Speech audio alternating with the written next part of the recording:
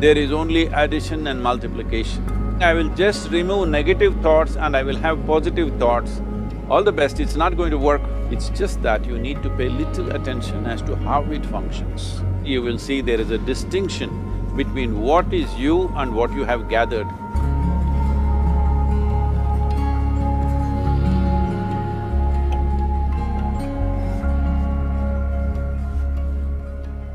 Well, see the way the question is asked and also the way normally it's addressed is, people think there is something called as negative thought and positive thought. They want to remove the negative thoughts and have only positive thoughts. For such people, I would ask them to just experiment for 10-15 seconds. Let them forcefully remove one thought from their mind. For example, next 10 seconds, just don't think of a monkey. Try not to think of a monkey for next 10 seconds. You will see you will be full of monkeys. So what I'm saying is, this is the nature of your mind, because in this mind, all the three pedals are throttle. There is no brake, there is no clutch. Whatever you touch, it will only go faster. In this kind of mind, people have been taught from moral teachers and religious teachers, do not think about bad things. Well, since then it's been a full-time job. So there is no way you can handle the mind like this. This doesn't need any great enlightenment. If you spend 2 minutes with your eyes closed, you will realize you cannot do anything forcefully with this mind. So, I want to remove negative thoughts. Do not ever go in this direction, because what you want to remove will become your quality. Always you will be on it. So what should I do? The thing is this, without understanding the fundamental mechanism of this mind, because our mind, human mind, is the most sophisticated computer on the planet. Even all the supercomputers have come out of this. When this is the case, is it not important that we understand the mechanics of how it functions? One simplistic aspect of how it functions is, there are no subtractions and divisions in our mind. There is only addition and multiplication. If you try to do something with it, it will say one more. If you try hard, it will multiply into many more. In this mind, you don't try to identify what is positive, what is negative and try to remove it. First of all, one needs to understand, this mind of yours, this body of yours is supposed to serve you. The life that you are is important. Body and mind are vehicles that must serve us. If you sit in a vehicle, it must go where you want to go. If it goes to its own destination, what is the point of such a vehicle? It's just a nuisance. Right now, most human beings are unfortunately experiencing this fantastic possibility of human mind as a nuisance, as a troublesome thing. Well, this is the most beautiful thing you have. It's just that you need to pay little attention as to how it functions. One simple thing is this. First and foremost process is, that's why we put out this process called Isha Kriya.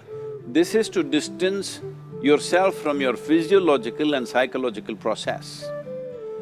There is something called as you which exists. This is not a composite of all your thoughts and emotions and physiological processes. Beyond that, there is you. If you close your eyes, even if you cannot see anything, you're still there.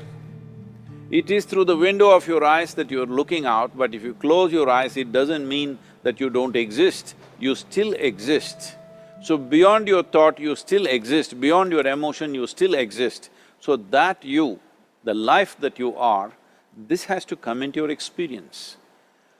Why is it that you're not allowing that to come into your experience, which is the most significant aspect of who you are? Who you are right now, the most significant aspect is, you and me are alive right now, this is it. What I'm thinking, what you're thinking is not the important thing. We are alive right now, that is the important thing. So, it is important that you focus on this fundamental sense of aliveness within you, and then you will see there is a natural distance between you and your thought process. Once there is a distance between your psychological process and your physiological process, this is the end of suffering. because there are only two kinds of suffering that human beings go through, physical suffering and mental suffering. Once you create a little space between you and your mind, between you and your body, this is the end of suffering.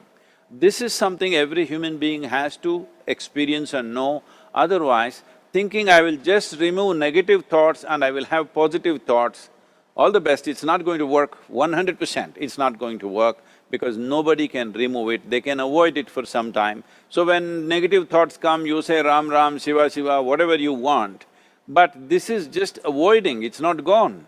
The moment you stop that, it will pop back with great force, otherwise it'll come back in your dreams. So it's very important, first of all you need to understand your anger, your resentment, your fear, your anxieties, the negativity that you generate. Generally resentment, anger, it is always directed towards somebody. But we need to understand this is poisons that we are drinking and expecting somebody else to die. Fortunately, life doesn't work like that. If I drink poison, I die. If I drink poison, you don't die. So, we need to understand this. When I say poison, today you can have yourself chemically analyzed. Right now, what is your blood work, what it says? 5 minutes of intense anger, check your blood work and see, there will be lots of negative elements in it, literally you're poisoning yourself. So, do you want to poison yourself? Definitely not. Now the very question is coming from certain helplessness, what shall I do?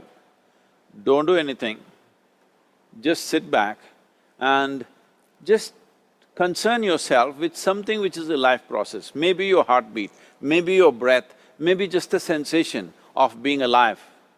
Depending upon how sensitive or how perceptive you are, accordingly, find something.